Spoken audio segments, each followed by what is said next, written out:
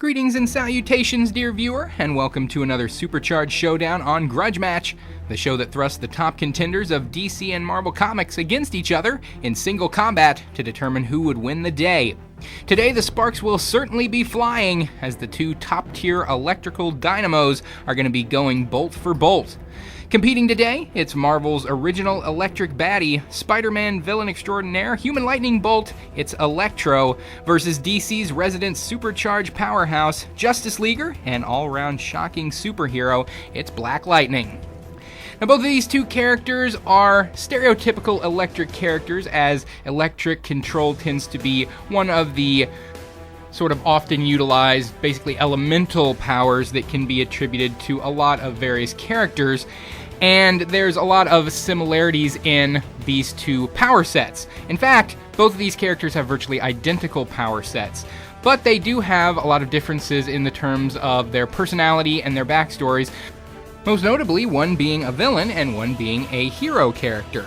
So let's take a look at both the similarities and the differences of these two electric-based characters. Starting with Electro, created first in 1964, Electro's real name is Maxwell Dillon. And he started off as a very normal individual who was working on electrical wires one day, and a freak lightning strike hit him and transformed him through an unknown means into a human electrical generator who went on to be a very prominent Spider-Man villain for many, many years. Electro was a often member of the Sinister Six and always caused a lot of problems for the Web Slinger. Now, while the comic universes have had a lot of different versions of Maxwell Dillon as Electro throughout the different years, the regular 616 continuity, the Ultimate Universe, and even the fairly recent Amazing Spider-Man 2 movie, all looking very different, they all have had extremely similar power sets. And those powers are that Electro basically, as his most common ability, is to generate, store, absorb, and redirect electrical energy. He can do that in a variety of ways. He can throw out the electricity as bolts of lightning. He can also use it to control magnetism to a certain degree, causing electromagnetic pulses, and even being able to control magnetism in somewhat similar fashion to Magneto. He can also use it to turn into an electrical form. He can turn his entire body into pure energy, and he can move through electrical lines.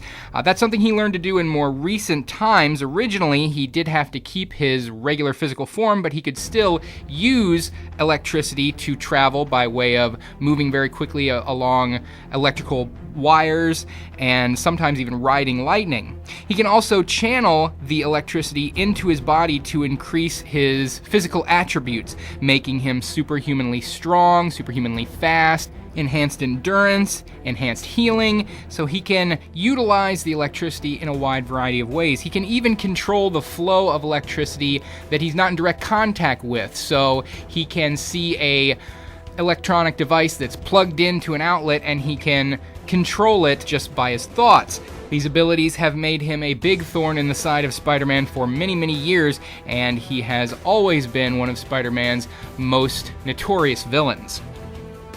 Black Lightning of DC Comics, real name of Jefferson Pierce, created first in 1977. Before he became a superhero, he was an Olympic decathlete. He gave up his career as an Olympian to return home to Gotham City in the suicide slums of Gotham City, where he was raised, to become a teacher. Witnessing the high level of crime that went on there, he decided to become a superhero in order to fight back against it. Originally, he wore a force field belt, a piece of technology that allowed him to control the flow of electricity, and he seemed to get his powers from that. However, he somehow, by an unknown process, internalized that power, and it eventually became an inherent ability that he could control without the use of technology.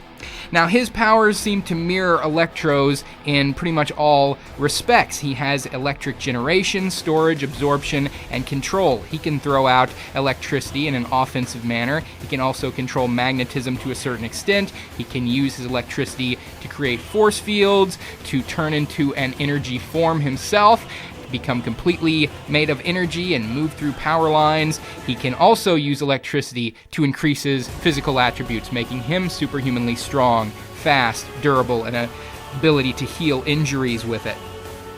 He used these abilities to become a solo hero for a good long while, but he also joined various teams of superheroes as well. He was a part of the Outsiders, and most notably, he became a member of the Justice League. So he worked very well with that team, and he trained under Batman to increase his physical skills, become a solid fighter and detective in his own right, and still went on many solo adventures throughout the years.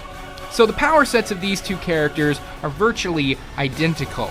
So what it's really going to come down to determine a winner is going to be the differences between them and who's going to come out on top based on what puts them above the other. So having taken a look at these two characters individually, it's now time to determine what would happen if they were to ever collide head-to-head and who would come out on top in the conflict. The winner's going to be Black Lightning. With the power sets of these two characters being pretty much identical, the advantages that are going to put Black Lightning over the top don't actually come from his powers at all. Both of these characters have worked with teams, Electro with the Sinister Six and Black Lightning with the Justice League and Outsiders, but it seems that Black Lightning has gained more from his work with others than Electro has. Black Lightning has developed really good detective skills, a high-level intellect, problem-solving, crime-fighting skills, and has also increased his physical abilities absent of his powers. He was already an Olympic decathlete. He trained up his fighting skills in training with Batman to become an even more skilled athlete and combatant. These are the kind of things that Electro never did. He's always been highly reliant on his powers and abilities, and never really worked to develop his intellect or his fighting skills or anything in that regard. So that puts Black Lightning a little bit ahead of Electro. And then one other thing that is going to put Electro under Black Lightning is that Electro seems to have a greater problem with water as a weakness. Being exposed to water has a way of short-circuiting Electro's abilities, even when he's in his physical form. He doesn't have to be in his energy form. Even when he has a physical body, if he has a lot of electricity stored up, putting water on him will short-circuit him and short out his powers. This doesn't seem to be a problem that Black Lightning has experienced to as high of a degree. Obviously, if he's in his energy form, water can cause a problem, but when he's back in his human physical form, he can sort of internalize his energy. Water's not going to be that big of a concern for him. So Black Lightning comes out ahead in terms of his intelligence, in terms of his fighting skills, in terms of his physicality, and Electro comes a little bit behind because of that water weakness. So those couple of differences, both causing an advantage for Black Lightning and a drawback for Electro, are going to put Black Lightning just a little bit ahead and give him the win of this grudge match. So message me down below, let me know what you think of the outcome of this fight, and as always, any suggestions for future grudge matches. We'll see you next time on the next edition of Grudge Match.